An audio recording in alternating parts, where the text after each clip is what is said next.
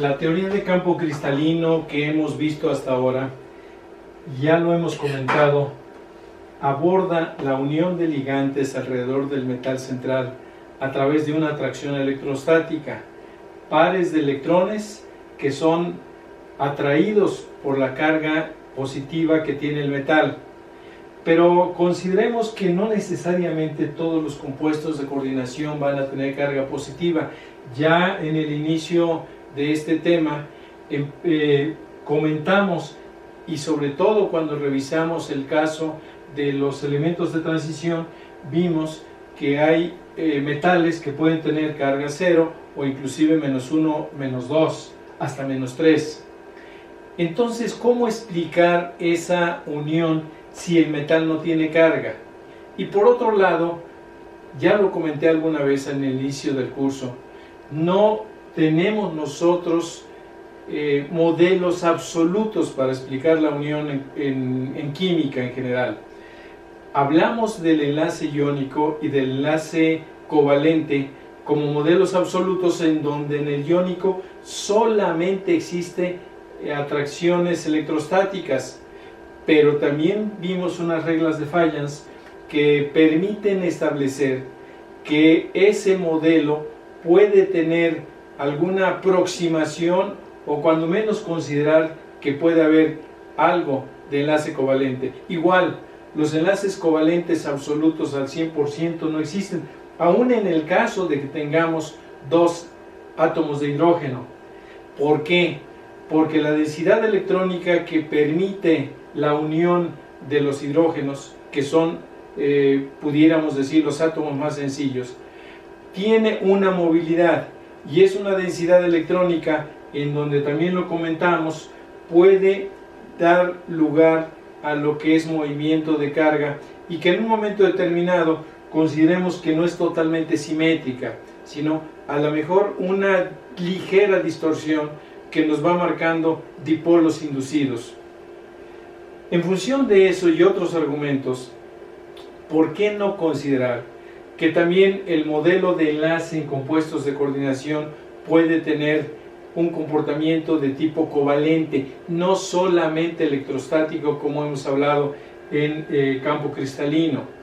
Y entonces viene otro concepto que nosotros vamos a desarrollar aquí brevemente, no porque no tenga bastante material para desarrollar, sino porque al comprender el comportamiento de compuestos de coordinación, sus propiedades magnéticas, sus propiedades de color, en función de campo cristalino y de esa atracción electrostática, de cualquier manera puede ser aplicada y trasladada a enlace covalente.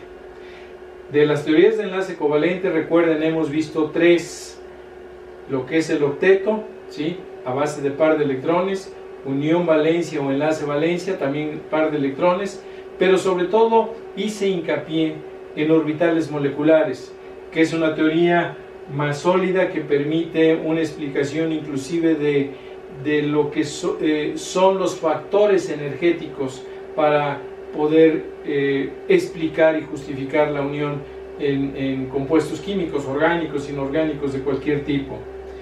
Entonces, el siguiente concepto que vamos a ver es una explicación de la aplicación de orbitales moleculares a la unión en compuestos de coordinación. El modelo más sencillo que tenemos y que les recuerdo es cuando hablamos nosotros de un átomo de hidrógeno. No es el átomo más sencillo. Del átomo más sencillo consideramos nosotros el ion molécula de hidrógeno. Pero si tenemos nosotros presente esta especie y tenemos presente también otro átomo de hidrógeno, podríamos llegar a establecer nosotros que el electrón que se aporta en 1s1 y en 1s1 de cada uno de los hidrógenos nos puede dar origen a lo que es un orbital de un enlace al que llamamos nosotros sigma, y un orbital de antienlace o antiunión al que le llamamos sigma asterisco. Cada uno de estos electrones entonces nos da la posibilidad de poder llenar el orbital de unión. Recordemos ese concepto. estamos hablando de un orden de unión 2, los electrones en la unión menos los de la antiunión entre 2, ¿sí? Nos da 1, y entonces podemos justificar y explicar la unión o el enlace entre dos átomos de hidrógeno para dar una molécula. Desarrollamos nosotros ya, yo creo con bastante amplitud, los demás conceptos para otras moléculas, no solamente homonucleares, sino heteronucleares. Pero lo importante es considerar que los enlaces de tipo sigma y de tipo pi tienen factores específicos para generarse. Ya lo comentamos, el caso de dos orbitales S que interaccionan dando en medio de los núcleos una región de enlace de la cual este es el modelo más sencillo. Y claro, sus orbitales de antienlace o de antiunión, ¿sí?, a los lados de los núcleos. Pero también vimos cómo se combinan un orbital S con uno P. Cuando el P tiene esta forma y tenemos nosotros el S, no importa que el P tenga dos lóbulos, ¿sí? Si la interacción es de 1 a 1, también se forma un orbital de tipo sigma, ¿sí?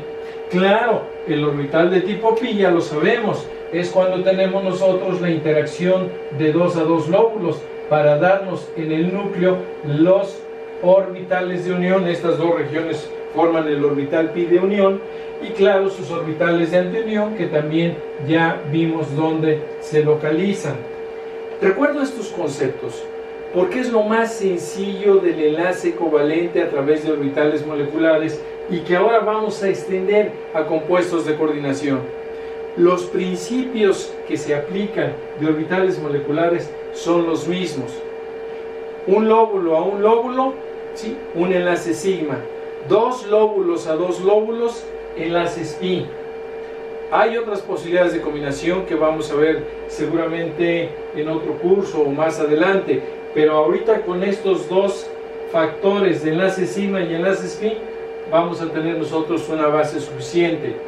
¿Qué otro tipo también de combinaciones se puede dar para un enlace sigma? Bueno, nosotros lo vimos cuando tenemos un orbital P y otro orbital P, pero cuya interacción es de lóbulo a lóbulo. De lóbulo a lóbulo también se forma un orbital de tipo sigma. Es más, podemos extender nosotros también este concepto para decir, oye, y el caso de los orbitales D, que tiene 4 lóbulos, si la interacción de uno de los lóbulos del orbital D, vamos a suponer aquí tenemos un orbital D con sus 4 lóbulos, si interacciona un átomo diferente, que puede ser a lo mejor que tenga un orbital S. Bueno, la combinación es de un lóbulo a un lóbulo, aun cuando en el caso del metal pueda tener sus 4 lóbulos disponibles de alguno de los orbitales D. Pero también puede ser que estemos hablando nosotros de que se genera esta interacción con un orbital P. También, claro, el orbital P en este caso tiene sus 2 lóbulos y el D 4, pero la interacción es de 1 a 1. Al final de cuentas, en orbitales moleculares, lo que nos interesa es que independientemente del número de lóbulos que tenga un orbital, si la interacción es de 1 a 1, se forma un orbital sigma de unión y claro, sus correspondientes de antiunión o de antienlace. Y de 2 a 2 ya lo sabemos, pi, ¿verdad? Bien. Recordando estos conceptos, entonces, lo que nosotros tenemos aquí en este diagrama es una combinación de orbitales. Y en el caso de este diagrama que se ve y aparenta ser complicado, porque ahorita que lo expliquemos vamos a ver que no es tan complicado, vamos a tener nosotros la combinación de orbitales del metal con lo que son los ligantes. El ligante, ¿qué orbital tiene? Seguramente puede tener un orbital propio, si es un átomo como un halógeno, en su forma halogenuro, ¿sí? Pero puede ser que ese orbital surja de una hibridación. Por ejemplo, En el caso del amoníaco, ¿sí?, que tiene un par de electrones y que ya dibujamos nosotros y sabemos de dónde surge este compuesto, este orbital es un orbital sp3 con su par de electrones. Igual la molécula de agua y otras moléculas, pero es un lóbulo que puede interaccionar con otros lóbulos del metal para darnos un enlace sigma. De tal manera que aquí tenemos nosotros 6 ligantes, ¿sí? 1, 2, 3, 4, 5, 6. Cada uno, ¿sí?, seguramente con un par de electrones. Ya comentamos nosotros también que es importante cuando desarrollamos el caso de los 3 orbitales p que se combinan con un s, que solamente uno de ellos tiene la dirección adecuada y los otros 2 se convierten en orbitales de no unión, de tal manera que un diagrama de estos nos da el orbital de unión, el orbital de antiunión, y los 2 que no interaccionan se presentan como orbitales de no unión. Estos ejercicios ya los hicimos, ¿sí?, ya están en las presentaciones anteriores, pero yo quiero recordarles porque son conceptos que vamos a aplicar ahora a lo que es la unión en compuestos de coordinación. Bien, ¿qué tenemos nosotros del lado del metal? Del lado del metal tenemos pues sus orbitales, el 1s2, el 2s2, el 2p6, así hasta llegar al 3d, 4s, 4p. Claro, se llena primero el 4s antes que el 3d, ¿sí? Eso lo tenemos claro, ¿sí? Entonces, la colocación aquí no está dada en términos del llenado de configuración electrónica, sino lo colocamos así por comodidad para poder distinguir cómo se va dando el llenado. ¿Cómo estará el orbital S? Una esfera de densidad electrónica, ya lo sabemos. Los orbitales 4p no tienen electrones en los elementos de la primera serie de transición, pero están presentes porque ya apareció el número cuántico principal 4. Tenemos el px, considerando el eje x, el eje y, el eje z. Tenemos el py y el pz, ya lo mencionamos, los 3 forman una esfera de densidad electrónica. ¿Qué hacemos nosotros? Ahora buscar los orbitales del metal que pueden interaccionar y que están en la dirección adecuada. Eso es importante, ¿sí? Y entonces yo veo que el orbital S está en la dirección adecuada porque por cualquier lado que se acerque el ligante con el par de electrones, pues se va a encontrar al orbital S. Los orbitales P también, sobre todo en una geometría octaédrica. Vamos a ver el caso de la geometría octaédrica, ¿sí?, porque coincide, pero ahora seamos claros, ¿con quién va a coincidir? ¿Con qué lóbulos va a coincidir? Con los que están a lo largo de los ejes. Entonces yo tengo un par de electrones que proviene a lo mejor de este orbital sp3 del amoníaco, ¿sí?, pero ahora va a interaccionar y se va a interpenetrar con este lóbulo que está colocado aquí del px, que tiene 2 lóbulos, o del py o del pz. Entonces lo que está sucediendo es que no tengo problema para que los 3 orbitales p y el s interaccionen adecuadamente con los ligantes. Pero veamos el caso de los orbitales d. Ya sabemos dónde están. De los 5 orbitales d, no todos tienen sus lóbulos en la dirección adecuada. Vamos a ver ahora que el x cuadrada, y cuadrada y z cuadrada son los apropiados para que lleven a cabo la unión. Ojo, estamos hablando de otra teoría, una teoría que ahora denominamos teoría de campo ligante y que está basada en la explicación de la unión de ligantes y el metal a través de orbitales moleculares. Bien, entonces si yo acerco o se va acercando un ligante con su par de electrones, claro que va a interaccionar con este lóbulo o con este de los orbitales d, y los lóbulos que están aquí corresponden al dx cuadrada y cuadrada. Ojo, estamos hablando de otro concepto, otra teoría. Campo cristalino, enlace electrostático, ahora enlace covalente, ¿sí? Y luego, si se acerca por este lado, interacciona con uno de los lóbulos de dz cuadrada, que está aquí y está acá. Entonces, de los 5 orbitales D, en la geometría octaédrica específicamente, 2 de ellos, el x cuadrada, y cuadrada y el dz cuadrada, tienen la dirección apropiada para interpenetrarse, combinarse, formar enlace covalente con los 6 ligantes que están rodeando al metal en una geometría octaédrica. Aquí también tenemos que ser específicos, una geometría octaédrica. Y entonces se genera este diagrama de orbitales moleculares, ¿sí? Los 6 ligantes, ¿sí? El orbital S interacciona, claro, forma el primer orbital de tipo sigma, y claro, está el sigma de antiunión. Luego los orbitales P, los 3 orbitales P, interaccionan también adecuadamente, y aquí tenemos los 3 de unión, ¿sí? Un sigma, el otro sigma y el otro sigma, ¿sí? Que se interpenetra, interacciona, porque tiene sus lóbulos a lo largo de los ejes donde los ligantes están entrando, ¿verdad? Y de los 5 orbitales D, 2 de ellos interaccionan. El dz cuadrada y el dx cuadrada y cuadrada.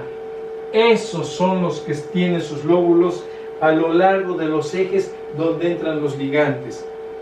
Y entonces completamos 6 orbitales sigma de unión. Uno de un ligante con el S, 3 de 3 ligantes con lo que son los 3 orbitales P que están aquí, y 2 más de los 2 ligantes restantes con los orbitales D que tienen en la dirección adecuada sus lóbulos para interpenetrarse, para poder interaccionar y formar enlace sigma.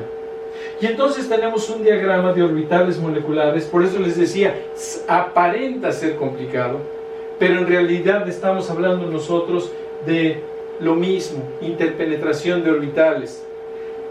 6 orbitales de unión, 6 de antiunión. Oye, ¿qué pasa con los otros orbitales D que no interaccionan? Se quedan al mismo nivel de energía. Se quedan al mismo nivel de energía, y entonces aquí tenemos nosotros 3 orbitales D de no unión. ¿Cuáles son esos 3 orbitales de no unión? El XY, el XZ y el YZ.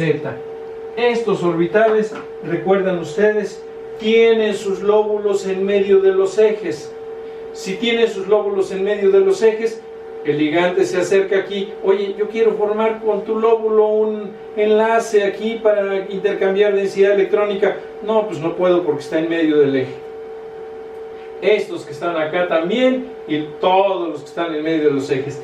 Estos son los que no tienen posibilidad de formar lo que es un enlace de tipo covalente orbital molecular con los ligantes. Entonces los dejamos nosotros como orbitales de no unión, ¿sí? Bien, vamos a seguir con ejemplos de llenado de densidad electrónica.